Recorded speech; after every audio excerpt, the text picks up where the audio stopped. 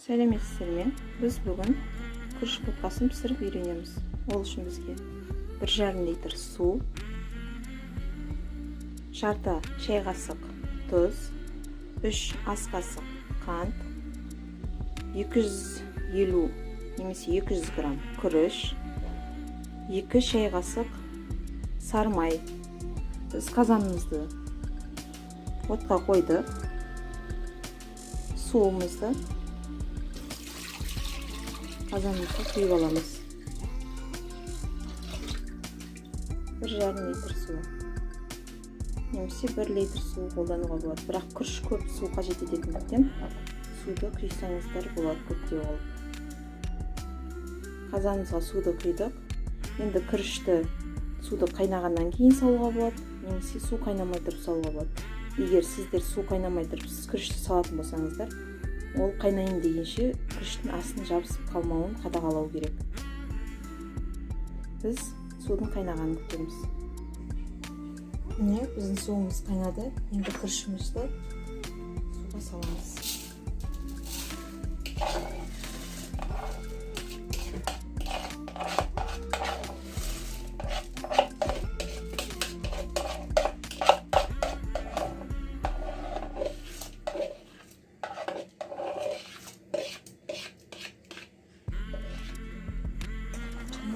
Түбін араластырамыз. Күріштің піскенін күтеміз, және күріш пісе бастағанда бетіне көбік шығады. Біз сол көбікті алып тастауымыз керек. Міне біздің күрішіміз пісіп қалды, бетіне көбігі де шықты. Көбігін жаймен де алып тастаймыз.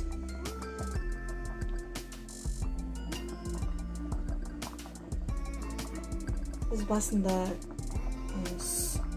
ең керекті ингредиентті ұмытып кетіппіз. Сол үшін кешірім сұраймын. Бізге еще тағы да 300 граммдай сүт керек. Піскен немесе піспеген болса болады. Көбігін алып тастадық. Енді біз тұзымызды саламыз.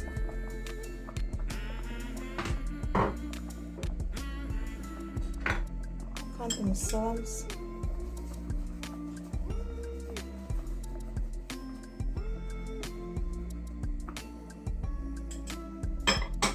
Араластырамыз.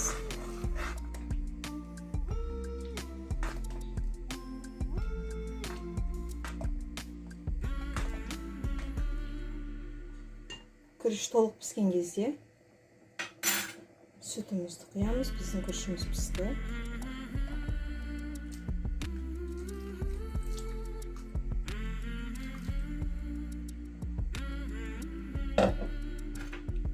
Араластырамыз барлығын. Енді ботқамыздың астын отын жай басып 5-10 минут түртпей қоямыз. Толықтай піскенше.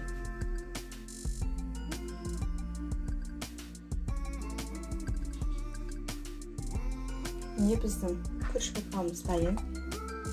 Енді соңғы қоспамыз, сары майымызды саламыз. Және ол ерігенше араластырамыз. Біздің күріш ботқамыз дайын.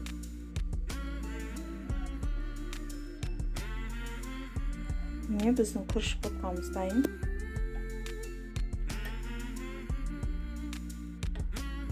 Біздің каналға жазылайық, комментарий жазылайық. Сіздердің комментарияларыңызға жауап беремін. Және де алдағы уақытта не үйренгілеріңіз келеді, сол жайында да бөлісе жүріңіздер. Лайк басыңыздар.